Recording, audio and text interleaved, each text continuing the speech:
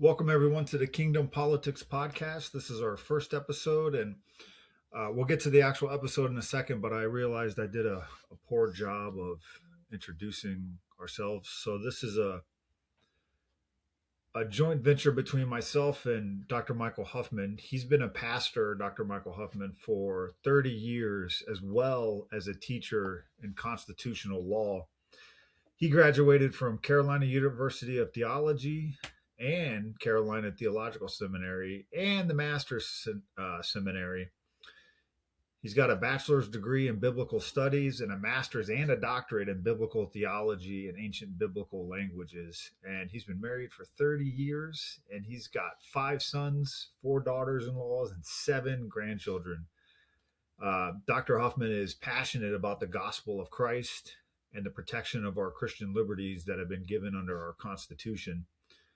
And my name, of course, is Pastor William Butt. I went to VMI for my undergrad, and I went to Liberty University for my graduate degree. And I've been hosting Christ and Culture Nights for the last couple months, and just trying to help churches get more involved, help church leaders, help any Christians be more involved. So the first episode that we did is about the redistricting that is going on. Well, we're going to do all 4 amendments, but the first episode is about the redistricting in Virginia and the real truth behind it. So I hope you guys enjoy it.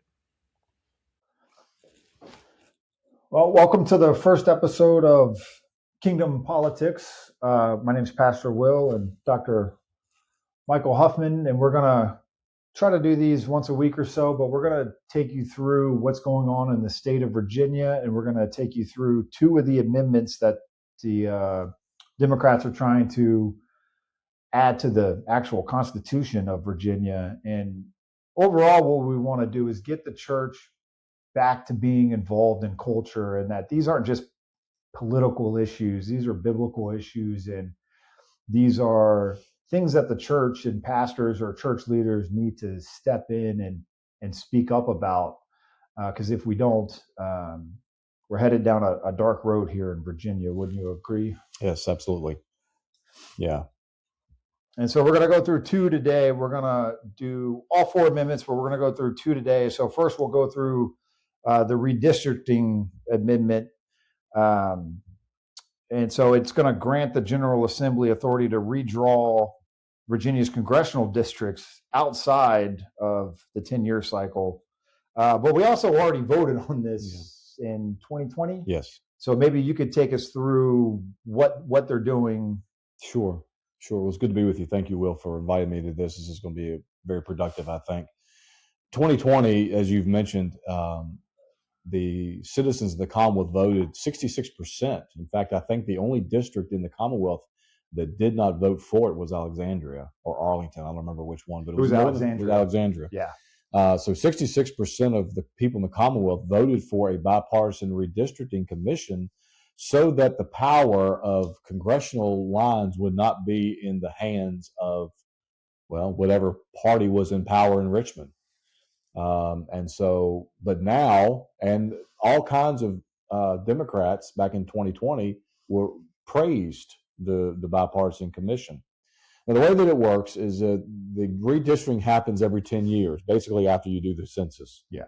Well, what happened is President Trump was going to other states, Texas, Maryland, North Carolina, and convinced them to redistrict their congressional lines outside of that 10-year period. Well, I, like you, saw the handwriting on the wall and said, Richmond is not going to respond favorably to this. And sure enough, they didn't. And this is all in a response to what President Trump did. Now, you and I understand that what President Trump did in that was not constitutional. It was outside of the executive branch's power. But be that as it may, this is outside of the Code of Virginia, the Constitution of Virginia, what the Democrats are trying to do as well. And so basically what they're trying to do is they're trying to rip the redistricting power from this bipartisan commission and put it back in the hands, again, of whatever party is in power in Richmond. It's important to understand that this is just affecting federal congressional. This is not touching state representation, just who's representing us in Washington. Right now, we have a 6-5 congressional lines, 6 Democrats, 5 Republicans in Washington, and their proposed map is going to change that 10-1. Yeah. And so that's kind of what they're doing. They just want to put the power back into the hands of the majority party. And the funny thing about this amendment, I was just asked this by a pastor this week, and the funny thing about this is that this is the only constitutional amendment that I have ever heard of in my life, and I'm in law school, so this is the only constitutional amendment that I've ever heard of in my life that has an expiration date. So you got an amendment that's going to the Constitution of the Commonwealth that's got an expiration date of 2030, and so if that's not revealing their purpose, they want to get through the midterms. They want to get through the next presidential election, and then it expires. And so, let's say the midterms, presidential election, the next midterms, and then it expires. And who knows what they'll do? They have the power to. They could pass a law, and it would be a little bit more difficult because this is a constitution. And I think that the Democrats may be digging themselves a hole if they ever go to, in more ways than one, but if they ever go to try to extend the sunset. Yeah.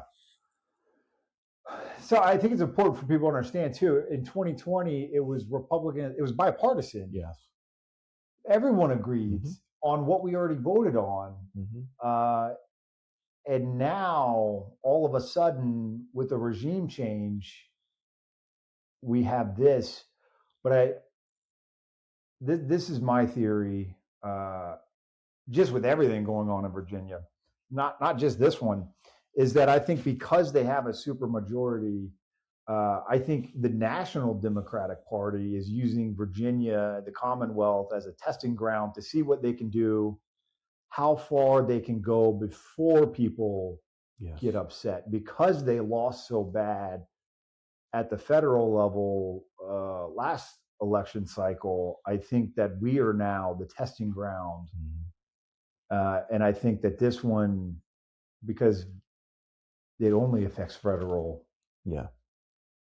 I heard 3 times today when I was at the General Assembly in the House session, I heard 3 separate, not on this issue, but just in a general issue, I heard 3 separate legislators say that Virginia is the birthplace of America.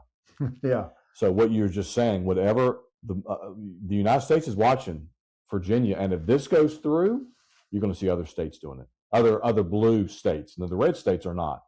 Well, let me take that back. Yeah. They will too. Yeah. But they're going to do it to their favor. So you're going to see other states do it. If Virginia gets away with it, and we're only bound. I mean, there's no federal law on this.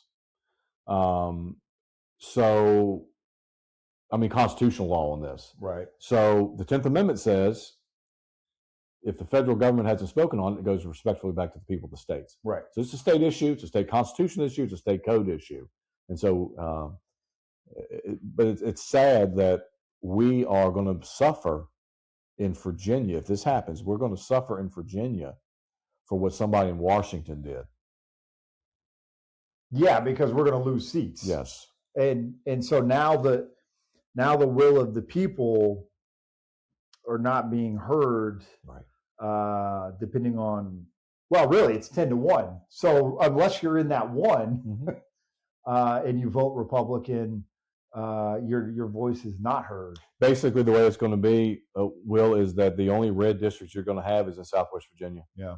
Everything, even my home county that has been red as far back as I can remember, is going to turn blue. John McGuire will lose his seat because Northern Virginia is going to dip down into my county, and if it goes their way, my Republican congressman will lose his seat. And so our voices are stifled because they're pulling down from highly populated, highly democratic areas into the rural areas. Of course, what you've got now is if you look at a map of the Commonwealth of Virginia, regardless of the fact that they're 6-5, regardless of the fact that since 2008, I think 2004 was the last time Virginia voted red in the presidential election. Yeah. From Obama forward, Virginia has gone blue. So irregardless of all that, if you look at irregardless of the fact that both our United States senators are Democrat, Yep. if you look at a map of Virginia, we're a red state. But the problem is the blue areas, you got Northern Virginia, you got the Tidewater area, are blue as blue can be. Oh yeah. And what they're doing is redistricting is they're almost trying to bring them together, north, south, east to west. And yeah, but they don't have as long of an arm over in Southwest Virginia yet. So that's where your one that's where the one comes is going to come from.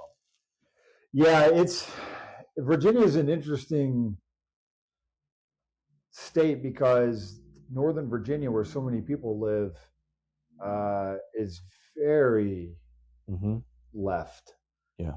My son was in public school up there for a while, and I went to war with those schools for 4 years. That'd take 9 episodes to go through, and it trickles down, and this is where Christians need to be informed about what's going on, because the good reality is that Christians make up the largest voting bloc. Yes. The sad reality is we also make up the largest non-voting bloc. Yes. And people, they don't, so we make up the largest, but we don't show up. Right. Is basically what happens. And there's all kinds of reasons that I've been told over the years why Christians don't vote. And I've never really quite understood that one. I've never heard one that I bought. No, me neither. Like, God put us in a country that has the ability to vote and has an ability to have a say. God could have put us in a country where we don't have that. Right. And of course, we would do all of this differently. But that's not where we are. Right. And why would we not exercise that? Exactly. Why would we not? That's what I wonder too. And I understand Christ covers everything. But we stand in front of judgment, and God's going to ask, well, why didn't you go vote? You were there. Yeah. That counts. Well,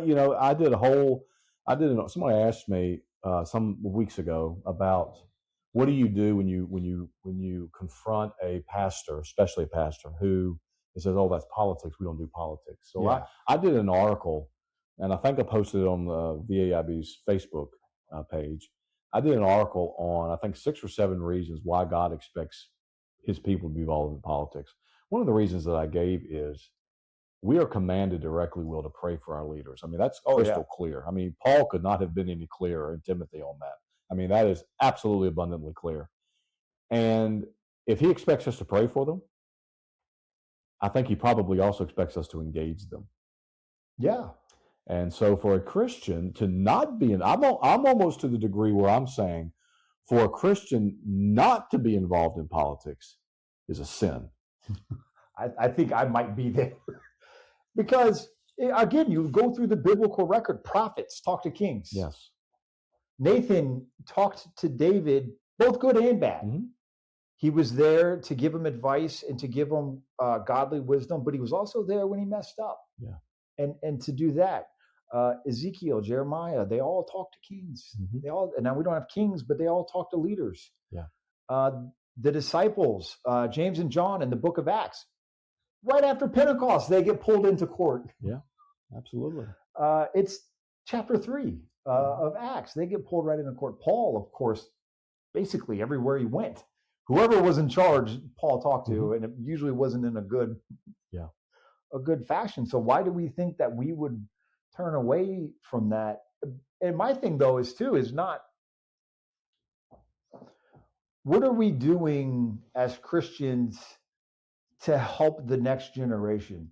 Because, redistrict. This amendment is a perfect example of where it's easy for a church to turn away and go, well, that's politics, because that's gerrymandering, that's redistricting, that's not abortion, it's not gay marriage, it's not a clear-cut biblical issue, but it is, because those people that are elected will now have say over schools. Yeah. Policies involving prosecution of crimes. And we've seen how that is. I can tell you in Northern Virginia, actually, this just happened. A lady was stabbed at a bus stop in Alexandria, and the person they're looking for has 30 charges. Mercy. And so while on the surface, this particular amendment doesn't seem necessarily like a biblical issue in terms of you can argue and get your way out of it, but you really can't. Well, the Bible is a book of fairness. Yeah. God is a God. You know, the Bible says in Proverbs 11:2 that a false balance is an abomination to the Lord. And Yes. if we don't, God's people don't stand up for a false balance in our society. I mean, Solomon didn't say that a false balance is an abomination to the Lord in matters that pertain within the four walls of the church. Yeah. The false balance is an abomination to the Lord. Period. End of case.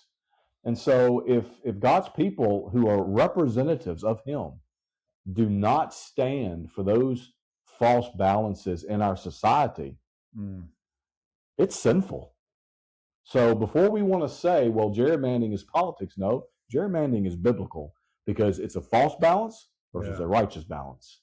And God is a God of balance. And if we don't stand up for balance, we're the criminal. we're culpable.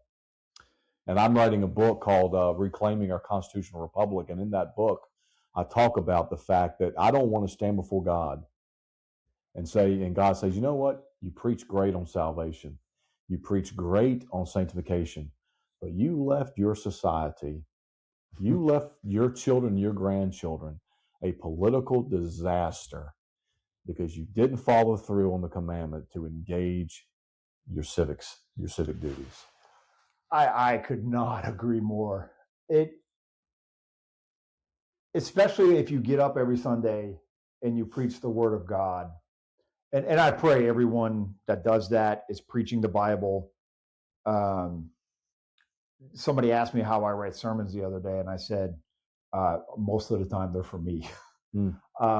Because it's something that I need to be reminded of. Yes. And strengthened in my own faith. And when we just had kids service last week, and when I look at those kids that come to church, you know, what are we going to tell them? We hid in the church. We were scared to go out there and to do something to help you, that you have a better shot. You know, like my own son, you know, I told him the other day, my whole goal in life is you have it better than me. Yeah. And that involves the culture that he walks into. Yeah. And the church has been oddly silent for a long time. And yeah, I agree. I wasn't aware that was an option to be silent. Yeah.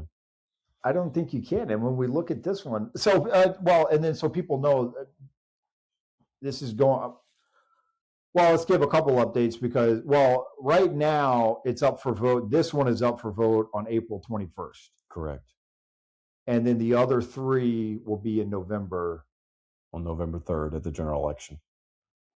But there are, and this is why the church needs to be the ones to stand up, because I've watched the news this week and there are people stepping in to try to stop this one. Now, I don't think it's going to happen. Well, we're waiting for the Supreme Court of Virginia to rule the second time. They ruled the first time that they said, well, there are some issues, and we can go over those issues. It's pretty fascinating what the code and what the Constitution of Virginia says and how the left violated it. And so the Supreme Court said when the judge in Tazewell issued his first ruling a couple months ago that put on the injunction, that injunction was just for the county of Tazewell. Oh, okay. And so what the left did is the road racer, A.G. J. Jones, rushed to Washington. Yeah. Maybe he can do his community service up there. Rushed up to Washington to file an appeal and filed the appeal in the appellate court in Richmond. And the appellate court basically said, well, this is too important. We're going to bump it straight up to the Supreme Court.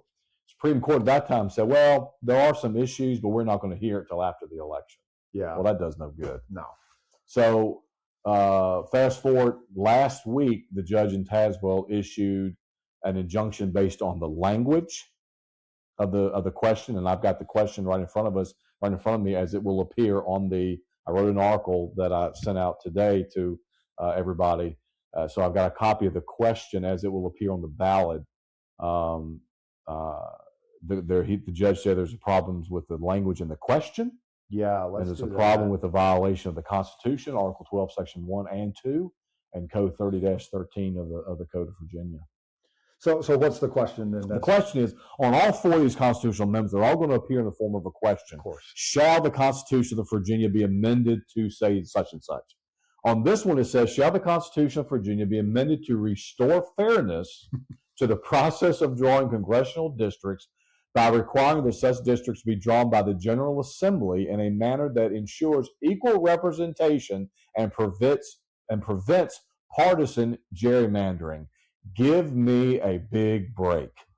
And this is why Christians in particular, we have got to start talking, because as a Christian, you have integrity. Yeah. Whether you follow Christ or not, you should have integrity, in my opinion. I went to VMI, I was in the military, all that good stuff. And integrity to me is incredibly important. And this is what we need to get people to understand, is that the integrity of our officials is gone. Yes. Every bit of it. Well, you saw that when you sat in chambers with me that one day. I mean, they wanted to call that barbecue chicken and everything else under the sun.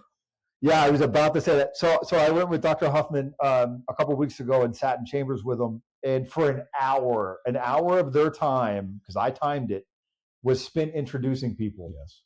Same today. An hour today. 2 barbecues we were invited to, right. On the record. On the record. Yeah. This is what they're doing. Yeah. And then when it says restore fairness. So then again, just to remind everyone, in 2020, both Democrats and Republicans already did this. Yes. It's already done. We all agreed. We for once in our lives shook hands. Yeah. And people voted, a vast majority. It's already fair. Yeah. Yep. But they use this language because they're counting on people not researching, which we don't do anymore. Right. Generally speaking, as a large populace of people, we've outsourced research to AI and to social media, which is funny enough why we're doing this. So I don't know, ironically enough. Responsibly. Yeah. And so now they say to restore fairness. So if you're at home and I watch a lot, basically all I watch is sports. I can't watch TV anymore. And but I saw the commercial. I think it was during the Daytona 500, or it might have been during the Olympics that my son and I were watching. Credit where credit's due. It's a good commercial. And if you watch it, you think, oh my gosh, something bad happened. Yeah. But it's all a lie. Yeah. HB 1384 is the bill that actually laid out the date of the vote and what the question would be. But HB 1384 also carried a physical plan with it. Basically, when we talk about physical, it's basically they had to finance it. It's a $5 million price tag from the taxpayers' money. So $5 million is the physical outlook to advertise, get ballots drawn up, do everything they need to do. Now, it covers everything, registrars, salaries, it covers everything. But $5 million, Will, of taxpayer money to override what 66% of Virginians wanted just a little over 5 years ago. Now, that is not, but Spanberger wants to talk about affordability. Yeah. Okay. But then we go to do this. And that's not including the physical outlook for the other 3 amendments. All 3 of them carry physical outlooks. This one alone is $5 million. And this is where I wish, like for me, the Great Commission is what I do. Mm-hmm. And it says, disciple all nations, disciple all people, This is what we're supposed to be doing. And if we're not talking about everything, because the Bible is living and breathing, it's relevant today as it was when Christ walked, when Paul, everybody, Bonhoeffer, doesn't matter what time period. Yeah. When we're not discipling people, when we're not explaining things, when we're not helping people, this is the stuff that upsets me so much. So there's a $5 million price tag on it, but I can tell you, at least for Fairfax County, those teachers didn't get the raises they were promised. $5 million might help with that. Absolutely. We have a food pantry here at our church that has, I don't know the numbers off the top of my head. It's full every week. Thousands of people every month. $5 million goes a long way. All this outrage about, and this is why specifically looking at Virginia for you and I is important, because people, again, the social media thing, people will get outraged over something that's right here. We're wasting money. Yeah. It's where is the responsibility? And this is, again, integrity, which is a biblical issue. Stewardship is a biblical issue. Yes, it is. God has given us what he's given us. Yep. And we look at $5 million. Where could $5 million help somebody? Well, if you were sitting at home and you were not engaged politically and you went to vote, I mean, okay, let me rephrase that. You were sitting at home, and let's say you didn't do your research. You were a partisan voter. Yeah. Grandma was a Democrat. Grandpa was a Democrat. Mom and dad were a Democrat, so I'm a Democrat. Or vice versa, Republican. Everybody in my family has been Republican, so I'm a Republican. I don't do research myself. And you went to the ballot and you read something about restoring fairness. Yes. Well, I would not want things to be fair. Yeah. But Virginia law states, Virginia law requires, and we've heard, and courts have heard arguments, and there's been several court cases have agreed with this, that the language is misleading because it's not neutral. Yeah. The phrase restore fairness is not a factual description of the amendment. It is a value judgment. It's designed to market the amendment to voters, okay? It basically says that the current system is unfair. And this amendment, if you vote yes, will fix the unfairness. And to vote against it is to vote against fairness. Yeah. But the law of Virginia states that ballot questions have to be neutral, not persuasive. And so that's one of the issues that the circuit court judge in Tazewell made in his argument, and why he put up the injunction, because the language of the bill is misleading because it's not neutral. You are persuading people. And this is why people have got to start speaking up and getting involved, because by not doing anything, we've allowed this to happen. Yeah. We've allowed people to go to a point without checks and balances or guardrails put in place that they can just now the courts have to get involved. Yes. That's the only option is lawyers and judges. Yeah. And then now you're talking about, well, now who's the judge? Exactly. Exactly. So now we've added you get the wrong judge, and I mean, depending on which side of the political spectrum you are, you get the wrong judge, then it could very well make a big difference on the judgment that you get.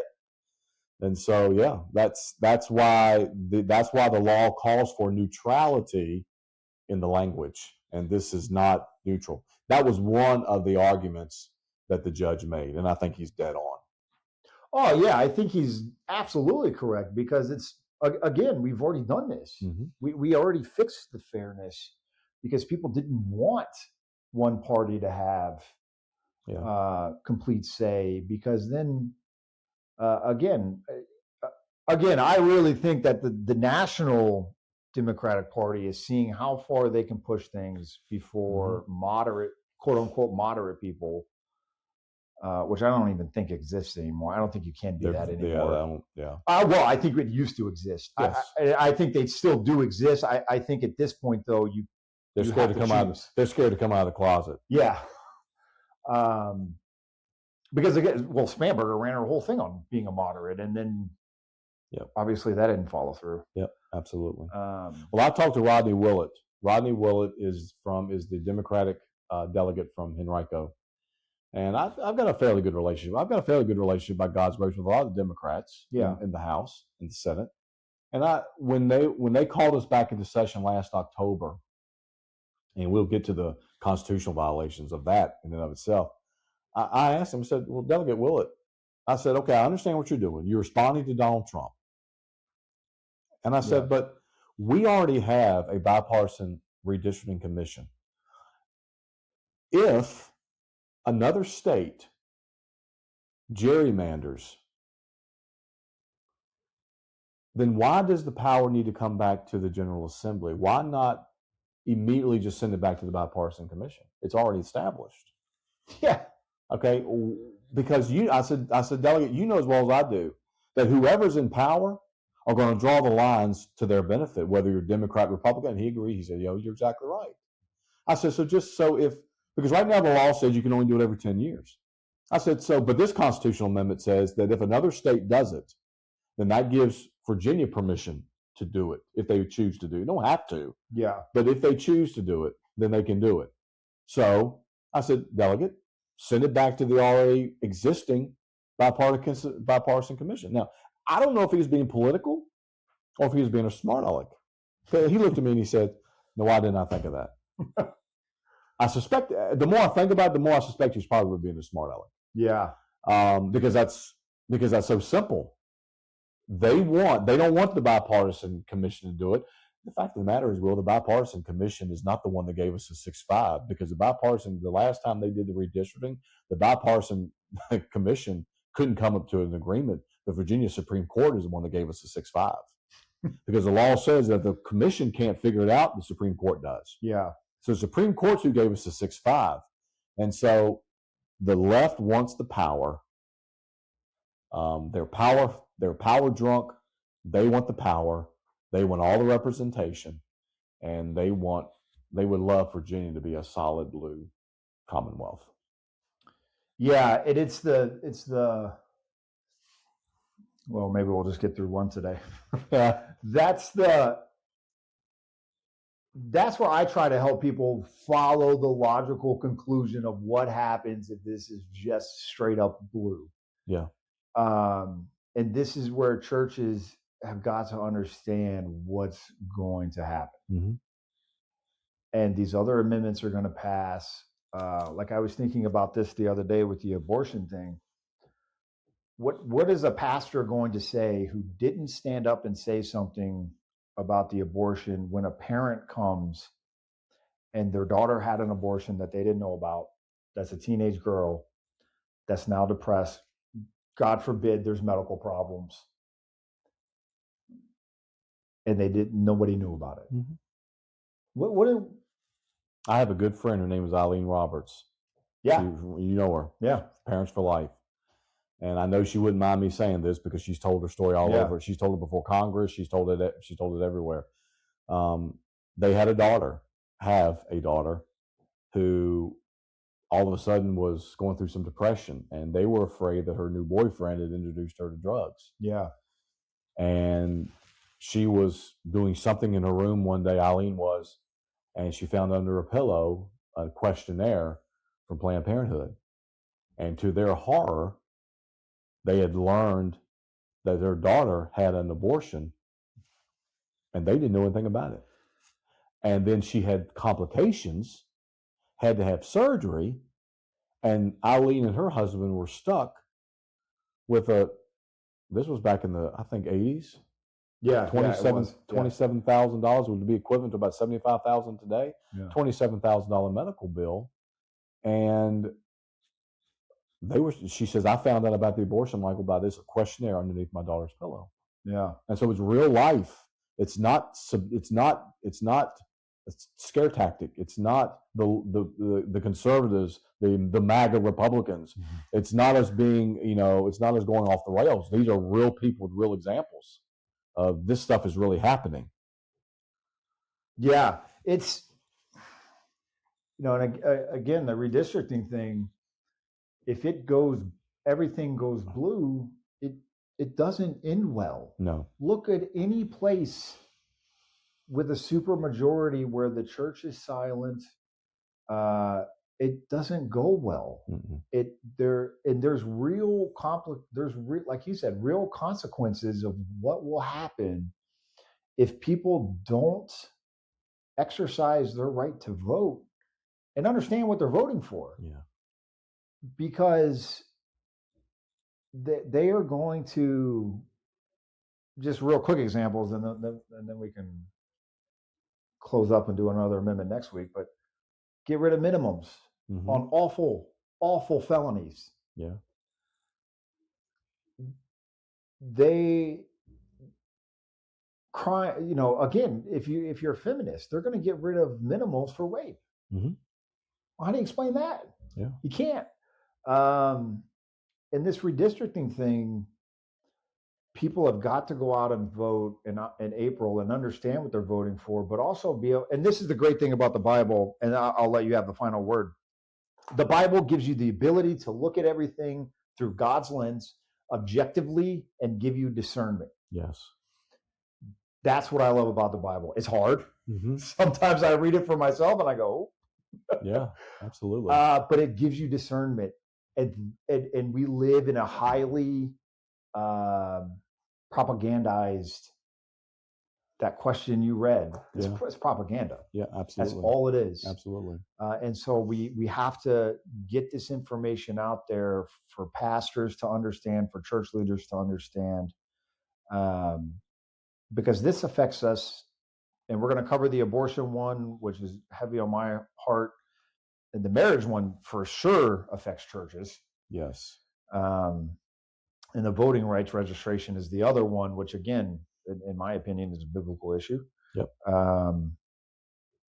But I'll give you the last word for the. Well, let me just. How much time do we have, Will, left on this broadcast?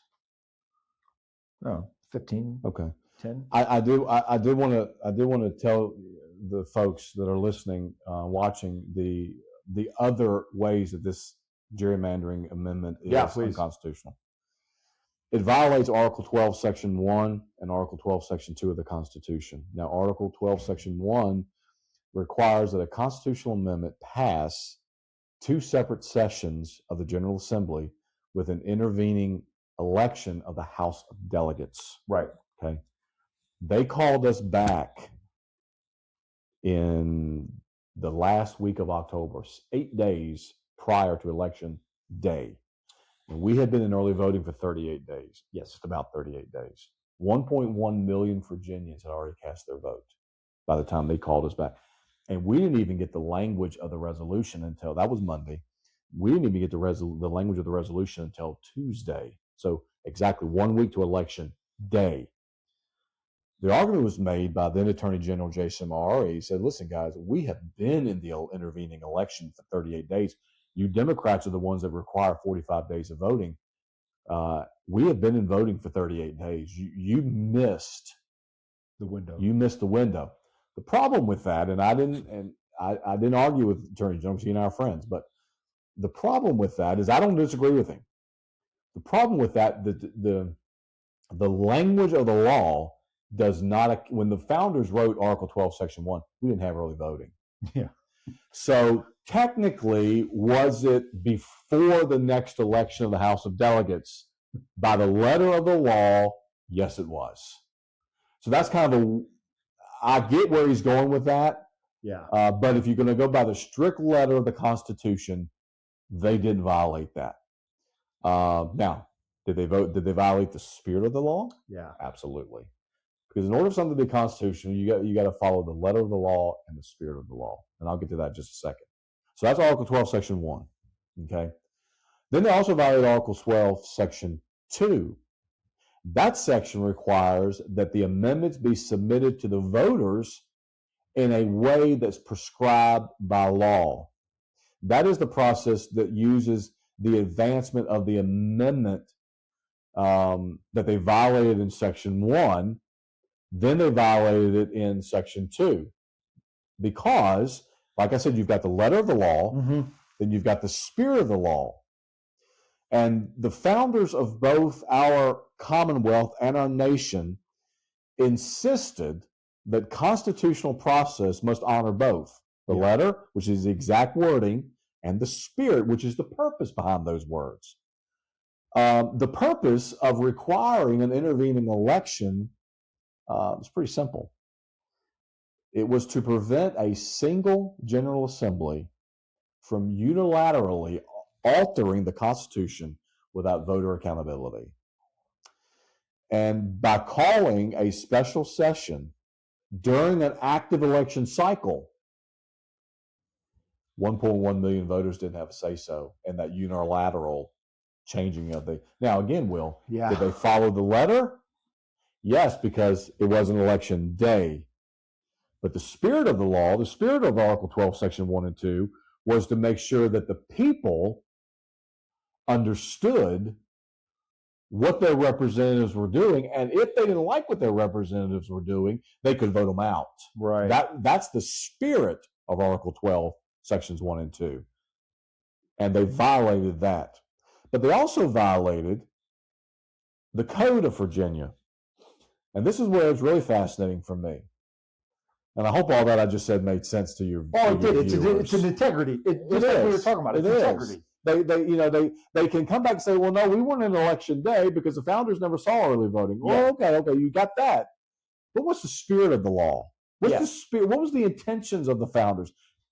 You know, and I know that the spirit is to make sure that the people have a voice. Exactly. And 1.1 million voters are not having a voice because they already cast their vote. In fact, there were a number of people that were in the gallery in the House the last day of this session who said, if I had known you guys were going to do this, I would not have voted the way that I voted. Yeah, and that's why they did it. And that's why they did it. Yeah. And that's exactly it. So they violated the spirit.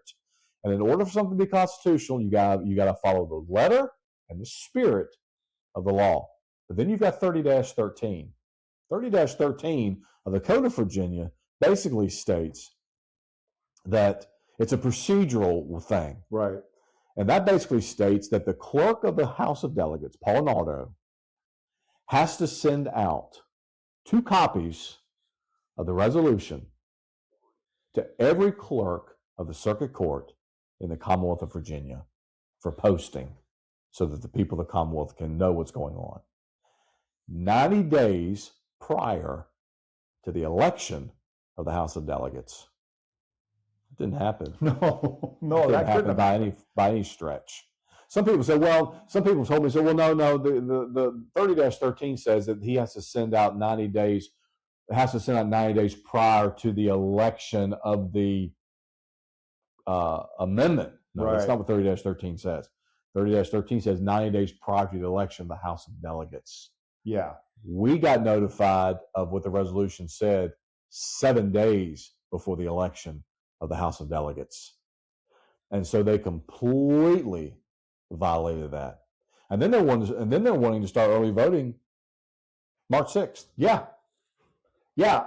Some counties are saying no. No. We've had Spotsylvania. In fact, I've got to speak at Louisa County's Board of Supervisors meeting on Monday because they are considering a resolution that says we're not having early voting. Yeah. You tell me, maybe you know of other counties, but I've read where Spotsylvania did it, and I think a county up further up north did it. Maybe I knew those two, and I hope other counties follow suit as well because, again, you have to ask how we got here to where we're just circumventing. And again, I think they're trying to see what they can get away with and how far they can push the envelope. Yeah, I'm really praying that we suffer for a while, but I'm really praying that they go so extreme on their gun bills, this type of stuff that was obviously trying to get something over on the people of the Commonwealth.